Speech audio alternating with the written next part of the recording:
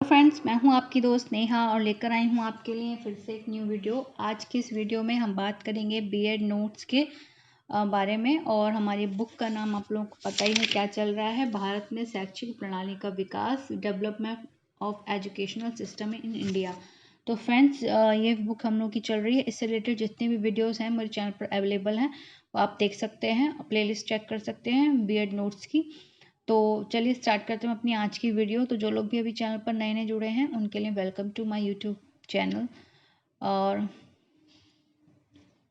मेरे चैनल का नाम है सोशियोलॉजी नोट्स। तो welcome to my YouTube channel.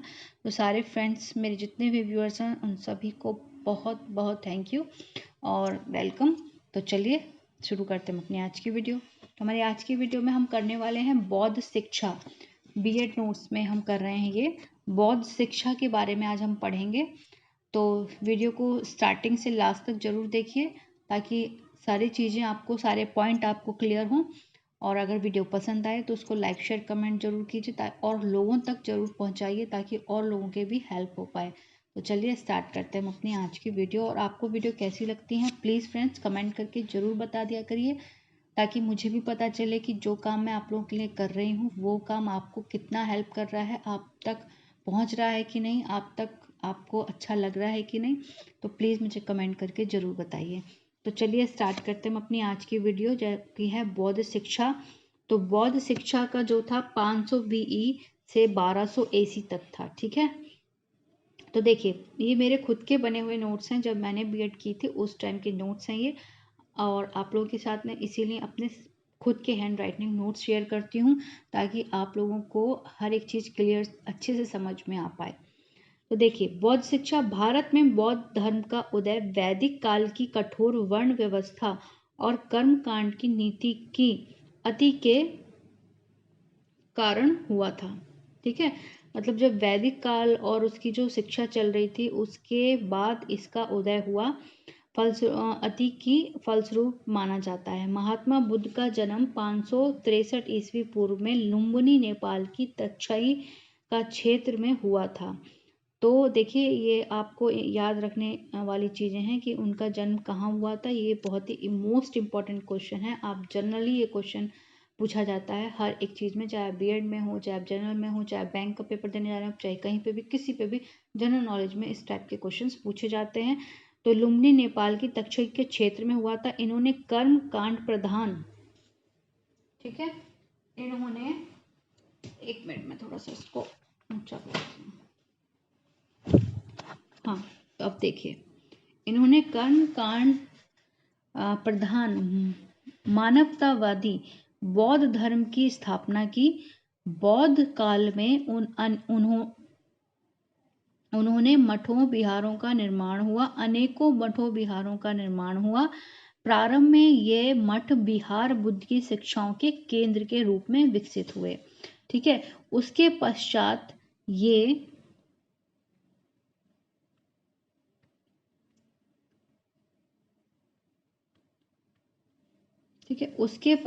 ये जन शिक्षा के केंद्र बने। इस काल में बौद्ध भिक्षुओं द्वारा एक नई क्रिया प्रणाली का विकास हुआ जिसे बौद्ध शिक्षा प्रणाली कहते हैं। यह प्रणाली बौद्ध धर्म की समानता, प्रेम और करुणा पर आधारित थी, परंतु बौद्ध शिक्षा प्रणाली के साथ साथ वैदिक शिक्षा केंद्र भी निरंतर चलते रहे तथा बौद्ध शिक्षा के केंद्रों से बराबर टक्कर लेते रहे। बौद्ध शिक्षा 1500 वर्ष से अधिक प्रचलित रही तथा उसने ऐसी शिक्षा पद्धति का विकास किया जो ब्राह्मणीय शिक्षा पद्धति की प्रति अवधि थी। ठीक है, लेकिन अनेक बातों में उसके समान थी। ठीक है, नेक्स्ट पॉइंट देखते हैं, शिक्षा का प्रशासन एवं वित्त क्या था। मतलब शिक्षा कैसे प्रशासित की जाती थी।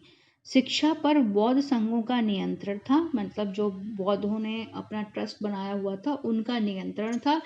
इस शिक्षा प्रणाली पर व्यक्ति विशेष का नियंत्रण ना होकर बौद्धों का नियंत्रण था। नेक्स्ट पॉइंट है शासन का संरक्षण प्राप्त। वैदिक काल की अपेक्षा बौद्ध काल में शिक्षा संस्थाओं को शासन का अधिक सहयोग मिला। राजाओं ने इस शैक्षिक संस्थाओं पर धन एवं गांव दान में उसमें उन्होंने दान भी किया। ठीक है, राजाओं का, जो भी वहाँ के बड़े बड़े लोग थे, उनका उसको सपोर्ट मिला, किसको, बौद्ध शिक्षा को। थर्ड पॉइंट है इसका, प्रारंभिक निःशुल्क एवं उच्च शिक्षा शुल्क थी। शिक्षा की संरचना एवं संरक्षण। शिक्षा की 3 स्तरों में, शिक्षा को 3 स्तरों में बांटा गया था। पहले प्राथमिक शिक्षा, उच्च शिक्षा और फिर भिक्षु शिक्षा, यानी कि उच्च से उच्च शिक्षा। तो नेक्स्ट हमारा है प्राथमिक शिक्षा, जिसकी व्यवस्था बौद्ध मठों एवं विहारों में की जाती थी, जो 6 वर्ष की आयु से लेकर 12 वर्ष में की जाती थी। यह शिक्षा प्रव्रजा संस्कार के बाद प्रारंभ होती थी। इसका अर्थ है बाहर जाना। बच्चे घर छोड़कर शिक्षा प्राप्ति के लिए बिहार में जाते हैं या वहां जाकर पढ़ते हैं।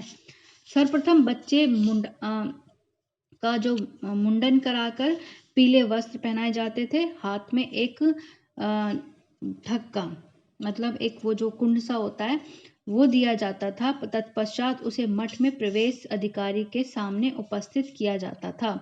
गुरु शिष्य को 10 उपदेश देता था। ठीक है, तो कभी कभार आप लोगों को शॉर्ट क्वेश्चंस में पूछा जाता है कि प्रवज्जा क्या होती है। ठीक है, तो आपको शॉर्ट क्वेश्चंस में बताना है कि बच्चों को मुंडाकर पीले वस्त्र पहनाकर प्रवेश अधिकारी के सामने ले जाया जाता था और उनको फिर उनको 10 उपदेश दिए जाते थे। 10 उपदेश क्या थे, वो भी बहुत इंपॉर्टेंट क्वेश्चन है, ये बहुत ही इंपॉर्टेंट पार्ट है इसका, तो आप इसको टिक कर लीजिएगा कि 10 उपदेश क्या थे। कई बार शॉर्ट क्वेश्चंस में पूछा जाता है बीएड में कि प्रवज्जा यानी कि प्राथमिक शिक्षा के, बौद्ध की प्राथमिक शिक्षा के 10 उपदेश क्या थे। तो देखिए, जीव हत्या ना करना, सेकंड था अशुद्ध आचरण ना करना, असत्य ना बोलना, वर्जित समय पर भोजन ना करना, मादक वस्तुओं का प्रयोग ना करना। मादक वस्तुएं यानी कि ड्रिंक्स, जिसमें अल्कोहल हो, उससे रिलेटेड चीजें, उनका वो यूज नहीं कर सकते थे। पर निंदा ना करना, किसी की बुराई नहीं करना, किसी के पीठ पीछे कुछ बोलना नहीं, और श्रृंगार की वस्तुओं का प्रयोग नहीं करना। जैसे आजकल के बच्चे हैं, आजकल के स्टूडेंट्स हैं, कॉलेज में जाते हैं तो उनको प्रॉपर नए नए कपड़े चाहिए, नए नए फुटवेयर्स चाहिए, नए बैग्स चाहिए, हेयर स्टाइल्स अच्छी होनी चाहिए, पूरा मेकअप होना चाहिए। तो तब ऐसा कुछ भी नहीं था, श्रृंगार की वस्तुओं का प्रयोग नहीं करते थे, नृत्य व संगीत आदि से दूर रहते थे, पराई वस्तु ग्रहण नहीं करते थे, कीमती वस्तुओं का दान नहीं करते थे। और कीमती वस्तुओं का दान ना लेना, मतलब कभी कोई खुश होकर उन्हें कीमती वस्तु दे दे तो उसका वो दान नहीं लेते थे। तो छात्र इनके पालन का प्रण लेता था, इसके बाद उसे मठ या बिहार में प्रवेश मिलता था। बिहार में प्रवेश मिलता था। प्रवेश के बाद उसे श्रमण या सामवेद कहा जाता था। ठीक है, श्रमण। अब वो मठ का स्टूडेंट बन गया है। फिर आती है हमारी उच्च शिक्षा बौद्ध की। प्राथमिक शिक्षा पूर्ण करने के बाद उच्च शिक्षा में प्रवेश करने के लिए प्रवेश परीक्षा होती थी, जैसे कि हर आजकल भी होती है, एंट्रेंस एग्जाम्स होते हैं ना, जिसको हम एंट्रेंस एग्जाम के नाम से जानते हैं, वो एंट्रेंस एग्जाम्स होते थे। प्रवेश परीक्षा प्रायः मौखिक होती थी, जैसे आजकल तो क्या होता है, रिटर्न होती है ना, मौखिक तो नहीं होती है, रिटर्न होती है। योग्य छात्रों को उच्च शिक्षा में प्रवेश दिया जाता था। यह शिक्षा 12 वर्ष की आयु से लेकर 24-25 वर्ष तक की आयु तक चलती थी। ठीक है, उपसंपदा संस्कार। बौद्ध काल में उच्च शिक्षा की समाप्ति के बाद अधिकांश छात्र गृहस्थ जीवन में प्रवेश करते थे तथा कुछ भिक्षु शिक्षा में प्रवेश लेते थे।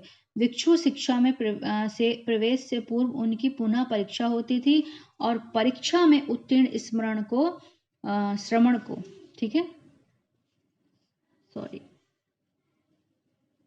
श्रमण को 10 प्रतिज्ञाओं के अतिरिक्त 8 प्रतिज्ञाएं और करनी पड़ती थीं, तभी उसे भिक्षु शिक्षा में प्रवेश मिलता था।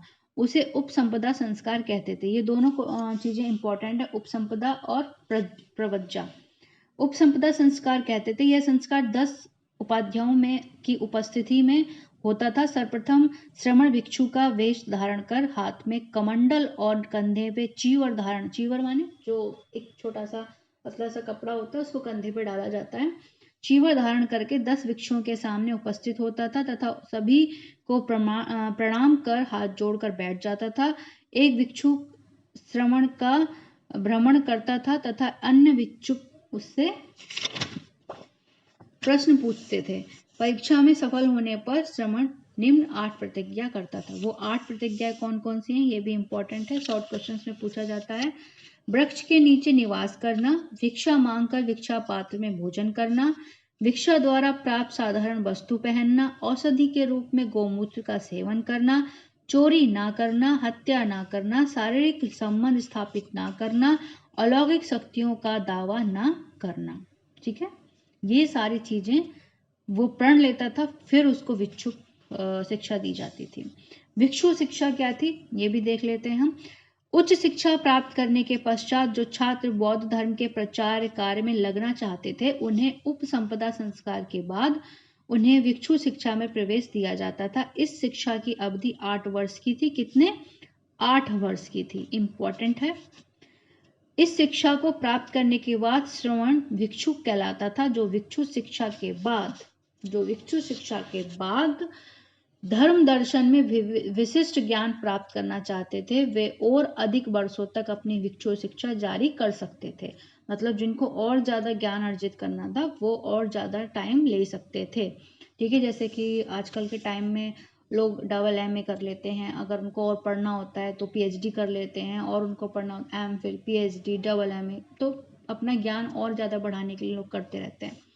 तो शिक्षा के उद्देश्य व आदर्श क्या क्या थे? तो ज्ञान का विकास, महात्मा बुद्ध ने निर्माण प्राप्ति के लिए सच्चे ज्ञान के विकास पर बल दिया, परंतु ज्ञान से उनका तात्पर्य कुछ अलग था। बौद्ध धर्म व दर्शन में 4 सत्यों संस्कार, दुखमय दुखों का निवारण संभव है, दुखों से छुटकारा पाना ही निर्वाण है, निर्वाण प्राप्ति के लिए जप तप नहीं बल्कि मनुष्य मात्र का कल्याण करना ही आवश्यक है, के ज्ञान और अनुकूल आचरण से लिया जाता था। ठीक है, ज्ञान का विकास बौद्ध धर्म में इस टाइप का था कि आपको इंसान रहना है, भगवान नहीं बनना है। ठीक है, और सामाजिक आचरण की शिक्षा, मनुष्य के प्रति कर्तव्यों के आज सामाजिक आचरण कहते थे।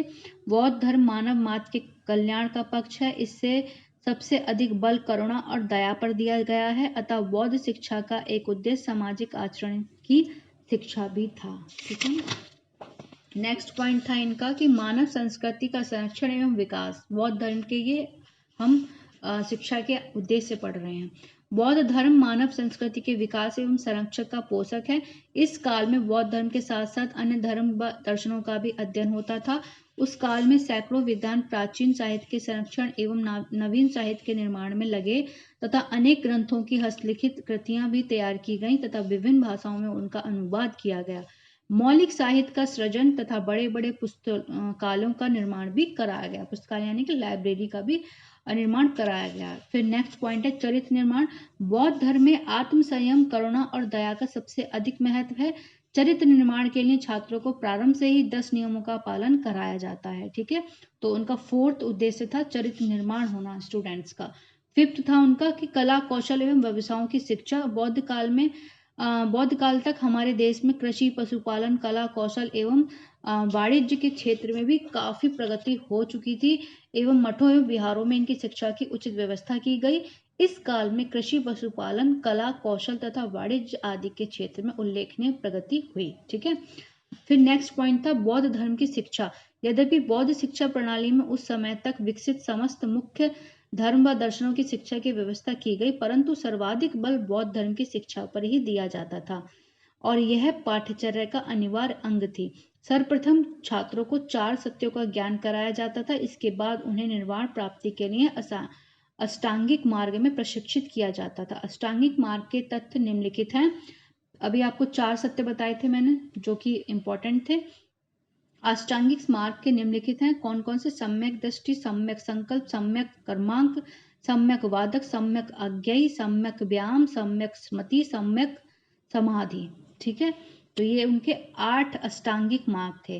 प्रावैधिक एवं वैज्ञानिक शिक्षा। तो नेक्स्ट हम पढ़ेंगे नेक्स्ट उसमें आपकी नेक्स्ट वीडियो में, क्योंकि वीडियो बहुत लंबी हो जाएगी। तो ये थे हमारे बौद्ध शिक्षा के जो बौद्ध शिक्षा कैसी थी और किन किन उसमें विकसित थी और बौद्ध शिक्षा के उद्देश्य हमने अभी तक पढ़े। तो वीडियो अगर पसंद आई हो तो लाइक शेयर कमेंट जरूर कीजिए friends. Thank you so much. Next video को देखना ना भूलें। वीडियो को चैनल को सब्सक्राइब करें।